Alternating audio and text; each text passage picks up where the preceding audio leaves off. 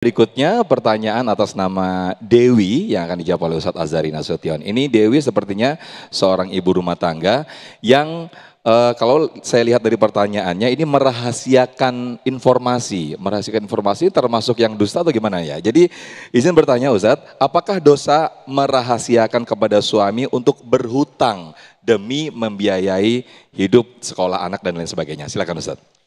Iya, ini irisannya banyak ya. Bolehkah merahasiakan sesuatu dari suami? Dulu sahabiah Nabi Shallallahu Alaihi Wasallam ada yang anaknya wafat, lalu kemudian merahasiakan kewafatan anaknya kepada suami, karena suaminya baru pulang dari jihad, lagi capek. Jika diberitahu bahwa anaknya wafat, dia akan berang. Apa yang dilakukan oleh sahabiah ini? Dia melayani suaminya, dia beri makan, dia ajak ngobrol. Setelah tenang semuanya, baru dia sampaikan informasi apa adanya. Dia tidak menceritakan apa adanya di awal-awal, dia sembunyikan dulu. Lalu kemudian laki-laki ini, suami dari sahabiah ini cerita ke Nabi SAW, tapi jawaban Nabi tidak menyalahkan perempuannya, tidak menyalahkan istrinya yang menyembunyikan berita wafatnya anak dia, tidak menyalahkan. Apa yang di-capture dari Nabi? Nabi mengatakan, kami mendoakan mudah-mudahan wafatnya anak kalian kelak kalian akan diberikan anak yang banyak dan berkah, dan doa Nabi terjadi. Dalam konteks ini menyembunyikan informasi yang jika itu lebih maslahat maka diperbolehkan.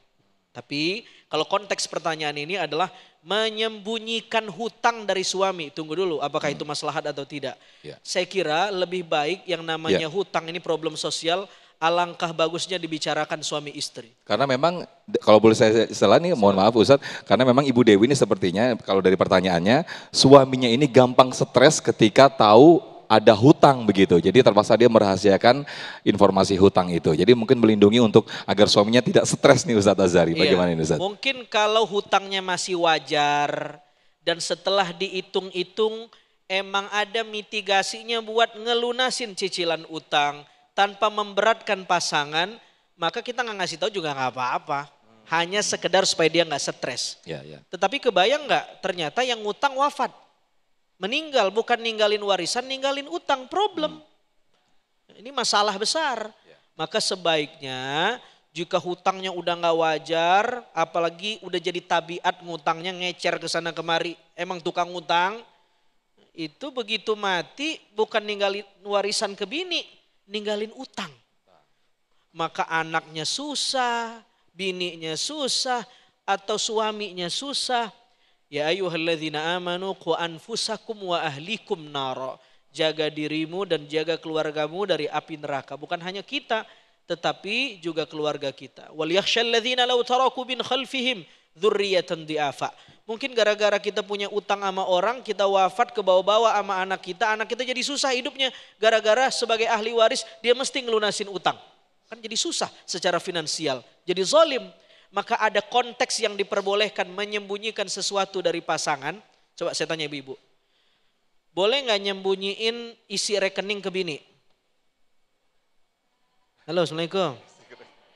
Wah, ini ulama sepakat semua kayaknya nih. Gak boleh katanya. Uang istri uang istri uang suami uang. Wah, feminis kayaknya ini. Tidak ya. Uang istri benar. Uang suami uang istri benar jika uang suami itu menyangkut nafkah. Ya, betul itu. Tetapi ada uang suami yang bukan uang istri, yaitu di luar nafkah, di luar mahar. Ya, dipanjang urusannya ini. Ya. Istri Bapak nonton gak di rumah kira-kira? Jadi begitu ya, Islam ini persoalan teknis dan domestik, tidak diatur detil tapi setidaknya dibicarakan. Kata kuncinya adalah maslahat. Baik, terima kasih Ustadz Azhari.